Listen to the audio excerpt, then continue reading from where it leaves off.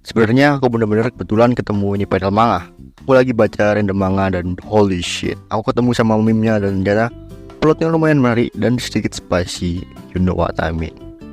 Nama manganya ini Hajirao Kimi ga Minta Indah. Manga beneran lebih menyelami topik perfilman daripada manga Gigan yang dimana seharusnya Gigan selami in the first place. Seperti karakter utama Akito Shirasawa, yang dimana MC Ansos biasa kalian yang mempunyai bapak saudara yang terkenal. Jadi chapter pertama diawali dengan video gurunya kebergok di sekolah dan dia yang di layar besar saat festival budaya. Dan wait, sebelum ini semua mari kita flashback dulu sebelum ini semua terjadi. Assalamualaikum to all the Muslims. You know what I'm saying? You know we doing Ramadan tomorrow. You know what I'm saying? I'm practicing right now. But we finna get it, man. Jadi chapter awal dimulai dengan si Akito ini dimintai tolong oleh teman-teman sekelasnya untuk mensutradarai film dibuat festival budaya. But one big problem, yang dimana Akito kemakan ego sama egonya sendiri. Dia pikir film yang dibuat teman sekelasnya itu boring dan gak menarik. Si Akito berpikir, masa ini film pertama yang sutradarai? Dan gak sengaja pas dia mikir gitu, Akito ngeliat gurunya melakukan hal yang mencurigakan. And guess what? Mereka di sekolah. Dan ini membuat si Akito excited. That's it. Ini yang aku mau tunjukin di festival budaya. Dan aku pikir ini adalah the biggest troll yang pernah dilakuin sama murid dol. Like, what the to be honest, setelah ini aku beneran turn off brain banget baca ini. Kayak ini pembodohan publik, ini korn yang berpura-pura menjadi manga. Sebelum ketemu si heroin, setelah baca beberapa chapter selanjutnya, I get it. Apa yang coba mereka lakukan? Berjumpalah kalian dengan heroin di manga ini, namanya Natsuo Honjo, teman sekelas Akio. Dia doing something di sekolah juga karena dia selalu teringat sama film gurunya itu dan menemukan hal baru di dirinya sendiri. Tapi kali ini Akio tertangkap oleh si cewek ini. Daripada meminta Akio untuk menghapus video, si cewek malah pengen itu video saat dia melakukan sesuatu. Dan panel selanjutnya tada, dan dapetin panel yang kalian mau. Dan sekarang mungkin terdengar agak aneh, tapi sebenarnya agak menarik bagaimana sebenarnya Akihiko ini sangat berpassion selama ngefilmin ini sama si Natsuo. Hal yang membuat aku tertarik di manga ini adalah satu panel di manga ini, dan bukan yang itu, tapi chapter yang selanjutnya, yang dimana it's blindfold scene. Ditutup matanya lalu dibombardir dengan pertanyaan. Dimana menurutku ini scene itu jenius dan aku kaget pas membaca chapter ini. Seluruh chapter cuma adegan di mana itu hanya berlangsung untuk seluruh chapter, karena dia membombardir pertanyaan dengan si cewek yang blindfolded. Ini secara praktis doxing diri sendiri but it kinda interesting bagaimana ini cara work. Hal yang membuat orang lain break up salah satunya adalah adrenalin bahwa dirinya adalah masalah, dan hal ini dilakukan oleh si Akito, which is kinda crazy karena aku belajar hal baru yang mana gak guna amat. Mungkin but it's interesting. Ternyata setelah aku baca chapter selanjutnya dan untuk ecchi bagian dari manga itu sangat biasa diperdebatkan apakah itu aja atau straight up corn. Tetapi mereka gak amburadul sampai plotnya gak kemana-mana. Tapi pada saat yang bersamaan seluruh plotnya hanya ini bocah berdua ngerekam video corn. Aku suka sama behind the scene, behind the mind for the sutradara filmnya. Bagaimana pikiran si Akihiko sutradara ketika mengarahkan film. Tapi it's hard to get serious when chapter berikutnya adalah Akihiko merekam Natsuo menjual underwear-nya ke Ugly Bastard. Dan ada juga muncul nanti heroin yang lain, dan salah satu ada juga guru yang dimana art beliau juga masih di open untuk conversation.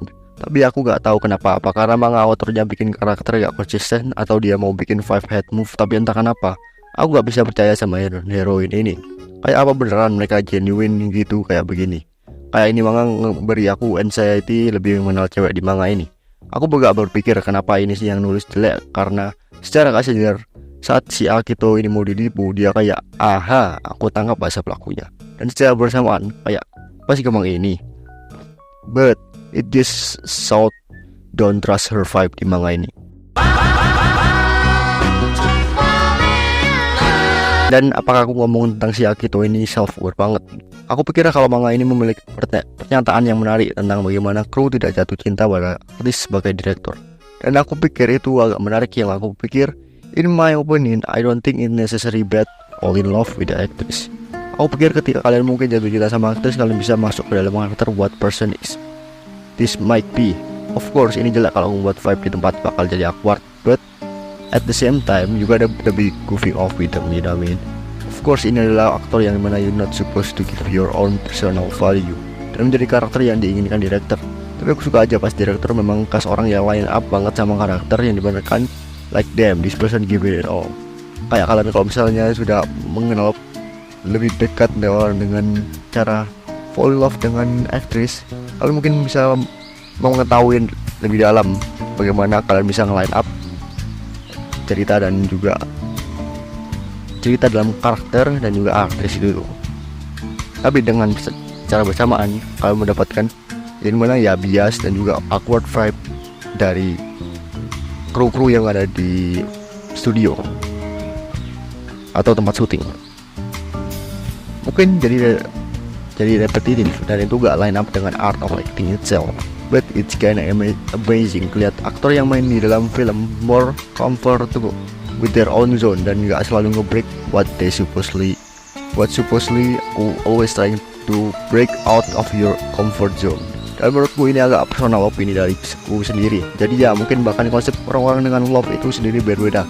Kayak mungkin kalian pikir kalau harus memiliki, but I am anime friends, you know, agak selalu dapat apa yang aku inginkan like that.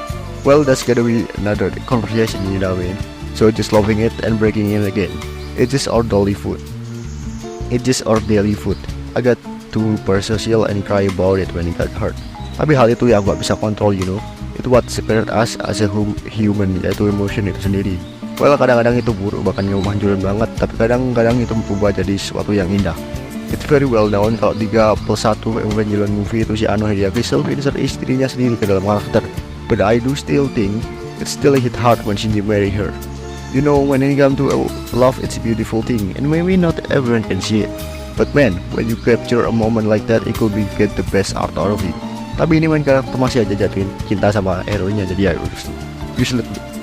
Jadi ya useless banget aku ngeren this whole bullshit, you know what I mean? So yeah, it's the plot point yang akan muncul di arah berikutnya. Tapi kembali ke poin, mungkin kalian mendapatkan versi terbaik dari mereka. Aku nemu fotografer terbaik, terhebat di dunia di short yang ketemuin di short yang bernama Yusuf Ankar.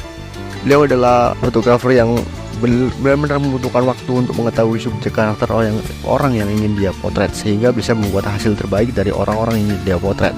Dia benar-benar merokok 2 jam dengan orang dan cepat mengetahui orang yang mau difoto ini gimana dan membuat foto badas dari dia. Wait, apakah aku ngomong tentang bagaimana ini adalah pesan dari notes bapaknya? Ya, bapaknya adalah saudara terkenal dan sayangnya sekarang meninggal, tapi beliau meninggalkan note bagaimana dia bisa menjadi saudara dan lain-lain. Aku pikir catatan ini sebenarnya memiliki lebih banyak hal pribadi yang terjadi yang bisa jadi arc di upcoming chapter. It kinda so. Gimana setiap dia ngomong dan fall in love with the actress itu selalu give me the bad vibe around it. Tapi aku masih berada di chapter awal. Untuk mengasumsikan ini itu mungkin bisa jadi whole point dari ini manga. Secara keseluruhan, manga yang menarik buatku tentang seorang yang begitu bersemangat membuat video dewasa ketika mereka masih di bawah umur. Wait, are these called as a child?